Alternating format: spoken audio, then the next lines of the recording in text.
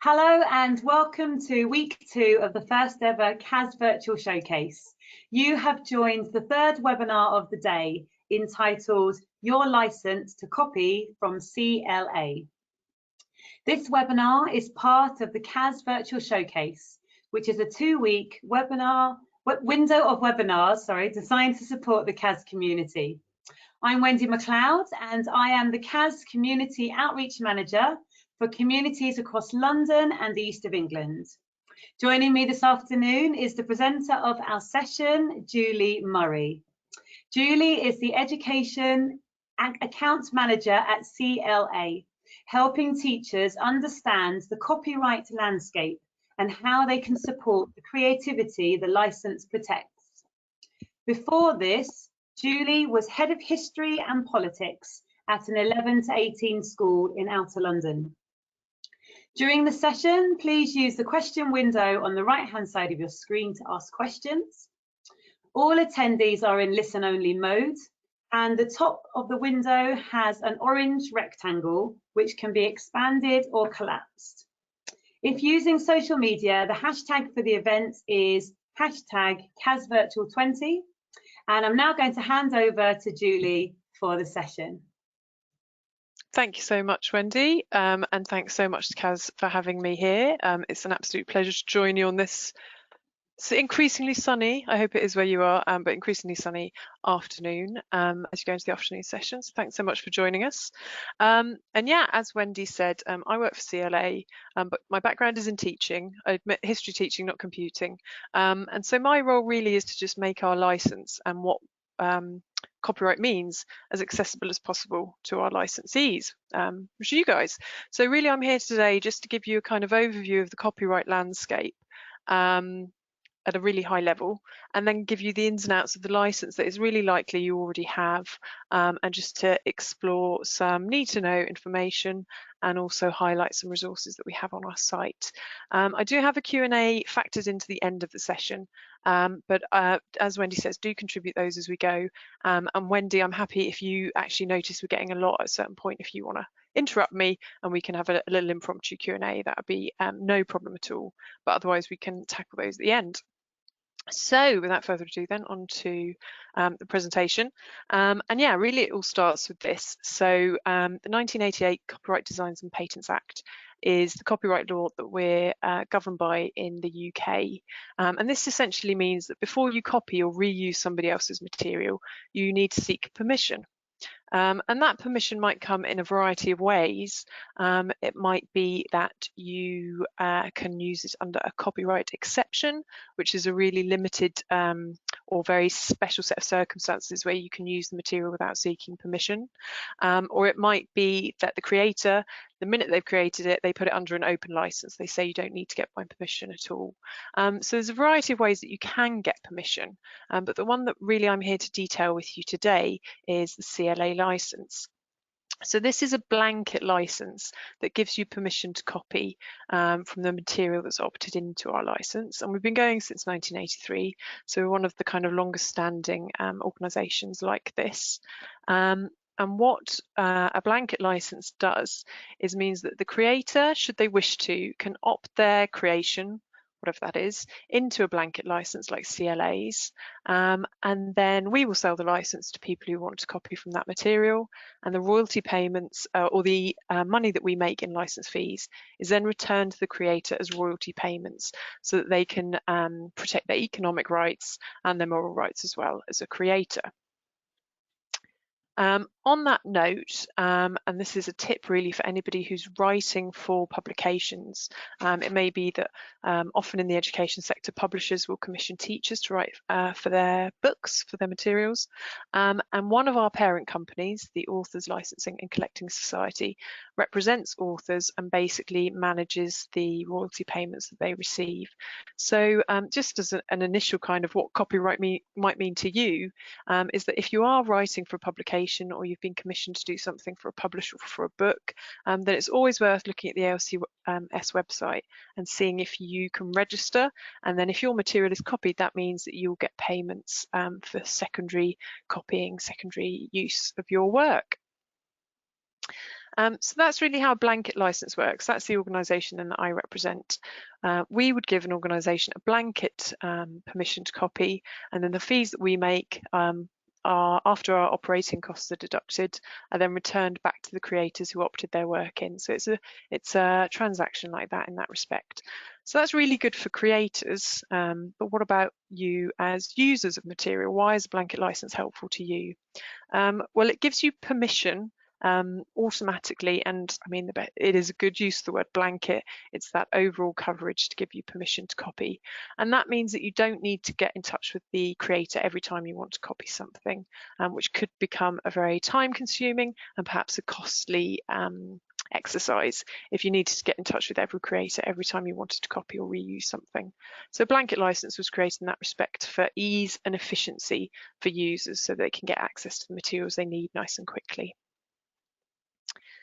So the license that my company represents, CLA represents, covers the following activity. So our license deals with the photocopying, scanning and digital copying of books, certain magazines and certain website material. If you're interested in copying from other materials, then you would look for our kind of equivalent organisation in that field. So there's another organisation that will look after newspapers, there's another organisation that will look after broadcast material, another one for films, another one for the playing of music. And as an ex-teacher, certainly when I joined this, I thought, well, why are there so many? Why can't there just be one? And that's really because of all the different creators that are represented. So an author for a children's book will be very different to a journalist in a newspaper, and very different again to a musician who's written the lyrics for a song. And so they all need their representation in terms of secondary rights and copyright. So there's a range of different organisations that would deal with different creations. So it's just worth bearing in mind, CLA, we're always happy to help you with whatever your queries are, and we can point you in the right direction. But what we look after is the license that covers the copying from well, it's text and still images. That's what we cover essentially for organisations to copy from. So I've referenced this already, but you may be wondering, well, how do I know if I have a license? And it's really very likely that you do. The reason being that we've got central agreements with the education bodies across the UK. So we've signed longer term agreements where the regional education department will take the license for all schools in that region. And then the schools don't need to worry about the admin of the license and payment of the license, because it's all done centrally. So that's the case for state-funded schools. In the case of independent schools, again, it's very likely if you're working in one that you will have the license already, but it's just a good idea to check with your bursar maybe, or your finance manager. And if they're not sure, then you could check with the people that we work with to cover independent schools, IAPS, which you may have heard of in England and Wales, and CIS in Scotland. And if at the end of all that you still don't have an answer, you're still like, I don't know if I've got a license, don't worry, just get in touch with CLA and we can help you out. And I have an email address at the end of this presentation. Okay, I'm just going to pause quickly for a quick swig of water, if that's okay. Thank you very much. So yeah, that's essentially an outline of copyright and the need to get permission and how you can get permission. And one of the ways, and I think it is important for me to stress, it is one of the ways, there are a variety of ways you can get permission, but one of the ways is with blanket license from CLA.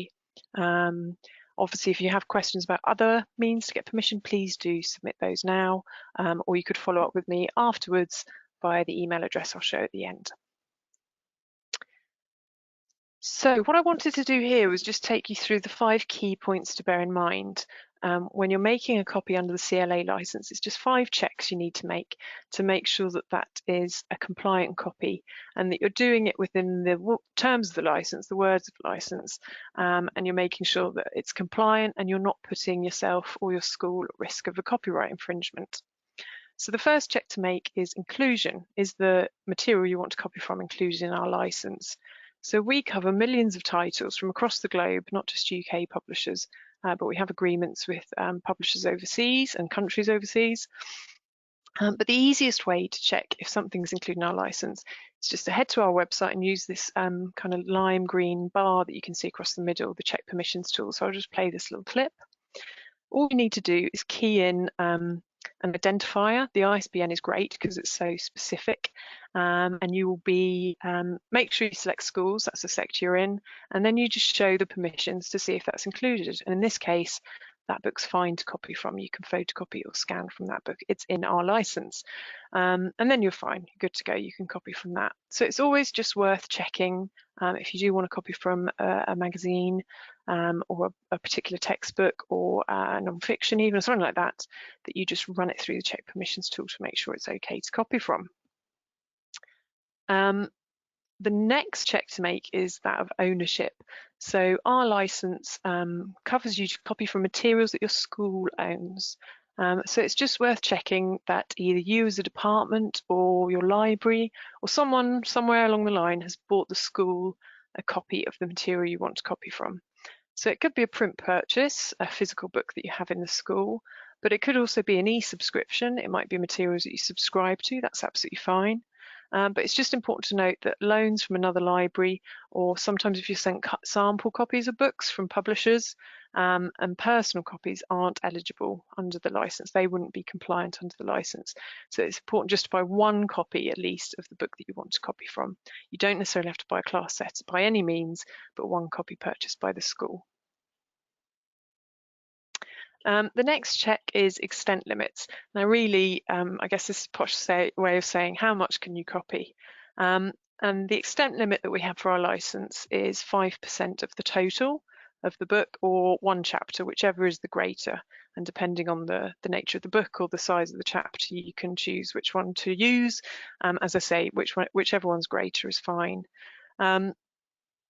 It is important to note that with the COVID restriction, with the COVID lockdown, we did relax that. So it increased, off the top of my head, should have revised this, but it increased to 30% under the lockdown, so that you could copy 30% of a book at a time for a class to send that home to students, because obviously we're very conscious that with the lockdown, it was getting very difficult for teachers to give materials to students. But I should emphasise, as is all over our site, so you can check the news stories on our site, but that expires at the 31st of July. So that will expire and revert back to this 5% figure after that point. But just something to bear in mind in the next couple of weeks if you want to send materials home, that there is a relaxation to that extent limit for the time being. But normal business as usual, it's 5% of the total of the book that you can issue to a class in a year. So don't worry if a colleague has also copied from the same book for a different class, that's fine, that's their extent limits. You don't need to worry about that. You just focus on what you've given that class in the year. It's also important to say that if you do have a student with a visual impairment or a disability that might prevent them from accessing just normal text, you can make an accessible copy of the whole book. And you could do that under the license, or you could do it under the copyright exceptions, which I referenced earlier, those definite and set special circumstances when you can copy without seeking permission. And in those cases where you're making a copy for an accessible copy for a particular student, you can copy the whole thing. You don't need to worry about that 5%. So that's just something worth bearing in mind if you have a student in that situation. Okay, our penultimate check is that of accreditation. And that's really just to flag that whenever you copy, and no matter what you copy or how, it really is best practice to say and to make clear to the students where you got the material from and that you are copying it. And I can say hand on heart, when I think back to teaching, I was absolutely livid with students that would hand me kind of 8 pages of printouts from Wikipedia that was so clearly that, or you know, they hadn't referenced their sources, but then I was showing loads of images on my PowerPoint for the lesson objectives or whatever, or the lesson itself, without saying where those images came from or who they were by. So that's certainly something I've been mulling over since I left. But just, it's really good practice to model to the students that it's important to say, this is a copy and this is where it's from.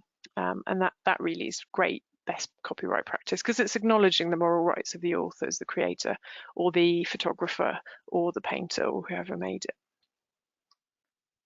And then the final check to make under the license is security. And really that's just to make sure that the copy that you're making is going to staff and students at your school, at your institution, and it's not going outside those bounds. So if you were to make a copy, obviously in a print pack, that's fine, you're handing it to that one student, but it's also fine to put scanned copies on a password secured VLE or intranet. That's absolutely fine under license. You're covered by the license in that respect. But the key thing just to note is that copies made under our license, at least, shouldn't be public facing. They shouldn't go onto your website or maybe social media feed. And that is something that I think particularly with images, people have been concerned about. We've had schools getting in touch saying we've received an invoice because we used an image on our website. And unfortunately, we can't help with that invoice because it's outside of the terms of the CLA license. If the image has gone on a public facing site, permission should absolutely be secured before you put that up. So that's just worth bearing in mind, that you make sure that the copy is secure to staff and students that are registered at or working at your institution. Julie, we've got a question. Yeah, fantastic. Yes, it's from Paula, and she asks, are academies also automatically covered? Yeah, a great question. And yes, they are. Yeah. So it's any state-funded school in the UK. And while the monies kind of go differently from a local authority school to an academy, at the end of the day, the DfE is funding everyone. So yeah, the DfE is paying for licenses for academies too. It's just worth bearing in mind that with these checks, they apply to the school, not the academy trust, say, if you're in a multi-academy trust. So just worth bearing in mind that the license has been purchased for your institution, and you can't, say, for instance, share copies across an academy trust under the terms of the existing license.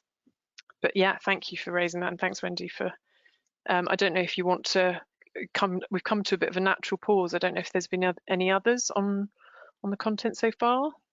Not so far. I think you've been very comprehensive in your explanations. It's so funny not looking people in the eye, as it were, but yeah, hopefully it's been helpful so far, just as a kind of aide-memoire when you're copying. Okay, so those are the checks to make a compliant copy. And really what I wanted to do here is just quickly show you a new service at CLA, and forgive the subtitles here that I'm going to talk over, you can ignore them. But this is a new service that CLA's introduced that's rolled into the cost of the license. So anybody with a license is eligible to start using this now. You can just register, there's no additional fee. And what it is a way to make copies digitally, and it's a way to make the checks that I just showed you, it's a way to automate them and make it a lot quicker and easier to use. So you as a teacher at a licensed school can register for this, and you're just going to see the workflow now of what happens when you want to make a copy. So a teacher will have their own account and be able to log in, and as you can see, this teacher's searching for algebra. They want to find some content on algebra. They unlock the book, oh my apologies, they unlock the book by scanning the barcode. So that's doing the check of ownership, where you're saying, yeah, we own the book, here I am scanning the barcode. So you can unlock the book for you and all your colleagues at your institution then, or indeed a librarian or a central person might be able to unlock multiple ISBNs, as is happening here. They can unlock that for the whole school. And then what a teacher will do is, once they've got that book, find the class that they want to make the copy for, and then just select the pages. I'll just go back a little bit, sorry, I was going a little fast. They will then just select the pages that they want in the copy. And what you might notice is it's logging pages 28, 29 and so on. That's calculating your 5% extent limit. So that's another check being done for you automatically and without you having to worry about it. And it is as simple as just ticking the pages that you want in the copy from the book. And then once that's done, the copy's made, and it's pretty much as simple as that. So here you've got the opportunity, you can see on the demo, to create a link that you can then share on the VLE and give to the students for them to access this little copy. Here's the library of open resources that all the teachers can access, and then here's my copies that I've made kind of filed away in a personal little digital filing cabinet, I guess you could say. So I appreciate that was a real whirlwind tour, because I'm conscious of time, but if you do head to that website, you can see that same video on the home page, and also some general information about the education platform. But it's just a means. I think the best way to view it is to really speed up making copies and do it in a couple of clicks remotely, because once the book's unlocked, you can do this from home. And also without God, when I think of the hours I spent at photocopies when I was teaching, and running between photocopies, kind of screaming, it's out of toner, and what do I do? This is a way to just get rid of all those, or at least minimize those problems, and make the copying really intuitive and quick and easy and automated. So really quick on that, and apologies that it's such a quick demo. But as I say, if you are interested, you hand out copies regularly and you'd like to speed it up a little bit, then if you head to that site, you as a teacher of a licensed school will be able to register straight away, and there's no cost attached to it. It's all rolled into the existing license that you have. So it's essentially, I'm loath to say free of charge because the license does cost, but it's free at the point of use for you because the license has already been paid for. So that's the education platform. We launched that about a year ago now. So it's still, we're kind of, the more people using it, it's feeding into development to make it better and better. So we'd be delighted to have you on board, and even more so to hear your feedback if you do start using it. Okay, so I just wanted to kind of round up in some respects with just some a mention of some of the helpful things that we've got on our site, or I hope helpful. This is a really quick introduction to the CLA license if you haven't come across this before. But if you did have further questions, or you want to find out a bit more, we've got a dedicated page on our site. It's basically License to Copy campaign, and that's complete with a little video that you might want to share with colleagues if this is something that you're interested in promoting, FAQs, and we've also got hosted on there some resources for students to one, think about copyright when they copy, but also we've created a little mini scheme of work for students to do to get to grips with copyright and what does it mean and why is it important. So we'd be delighted if you wanted to make use of those, and even better if you wanted to email us any of the work they produce. We'd be really pleased to host some on our site. And I did also want to mention, though this is at the 11th hour, but we do, if you're in secondary school or you're in a college particularly, we do have an copyright essay competition currently going on. The deadline's tomorrow night, midnight, 30th of June. So I appreciate that, but that is very late notice. But if you were in a position to get any of your 16 to 19-year-olds writing an essay, there's a competition, and the top 3 places will win a cash prize. So we've had entries coming in thick and fast over the weekend, actually. So with 24 hours left or so, if anybody's interested in that, we'd be delighted to hear from you.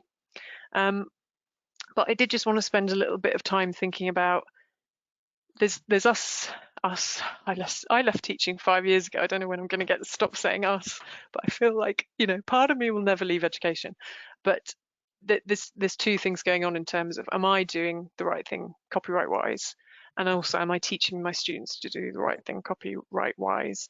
And I do think copyright can seem very complicated and hard and a bit scary, because for all of us, in fairness, copyright's not really in the press for a good reason, but ultimately it protects thousands and thousands of jobs and creative people's livelihoods, which is really important to the UK economy.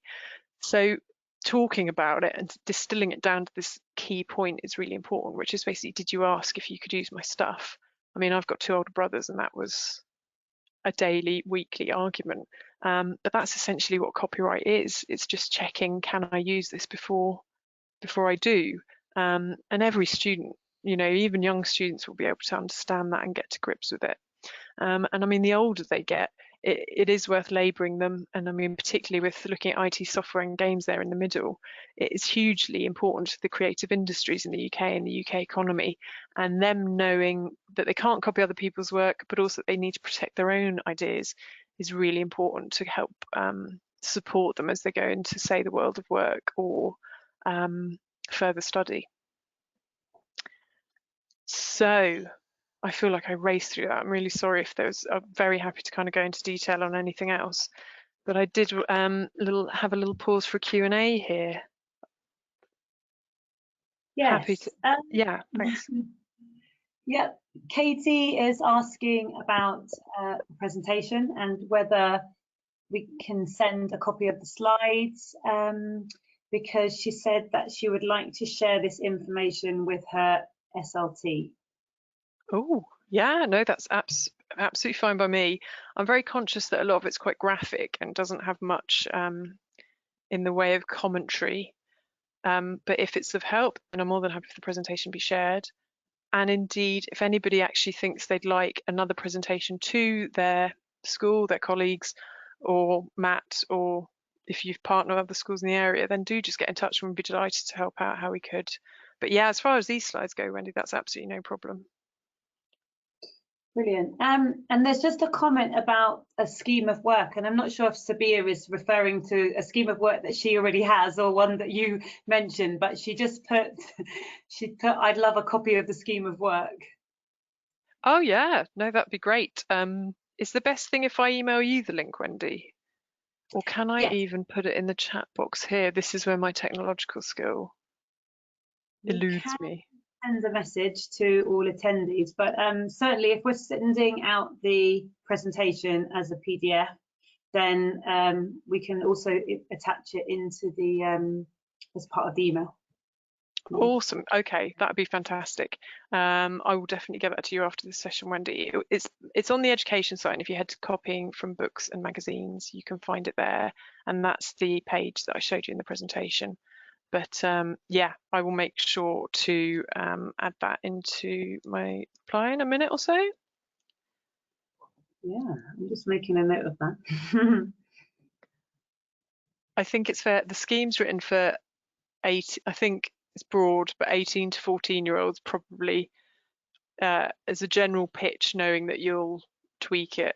And it offers a couple of different tasks and suggestions. So it's a pick and mix, and feel free to adapt it how you wish. But we'd love to see any outcomes from it and see how the students are getting on. Brilliant. Was there anything else you wanted to demonstrate? I don't think so, though. Actually, off the top of my head, I do want to flag, and I'm hoping you can see it as I move my. So I did mention the exceptions, and I would like to just spend a bit more time looking at them if that's of help. So at the top of the Assembly Showbiz, at the top of the presentation, I said there's a variety of ways to get permission if you want to copy something.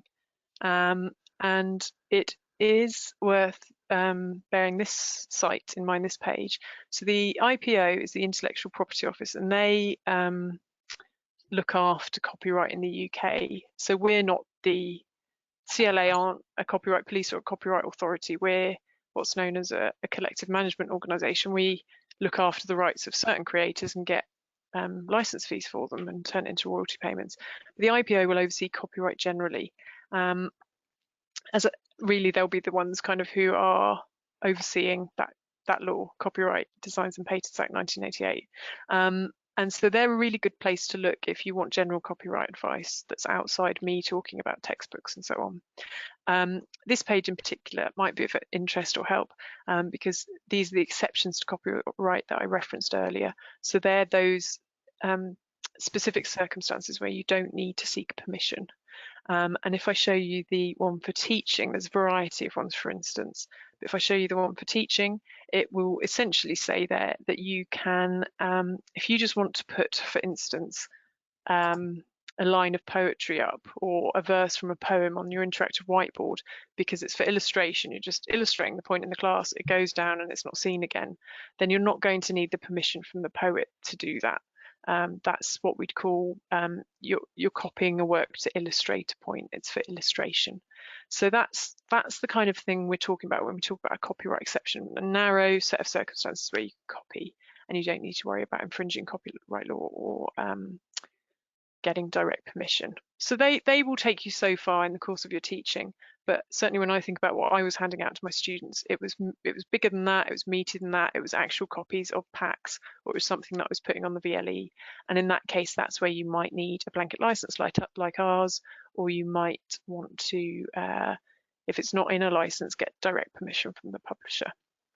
So just something that I wanted to labour, because I think it's important to say CLA is not the only way to get permission to copy something. There's a variety of ways to do that.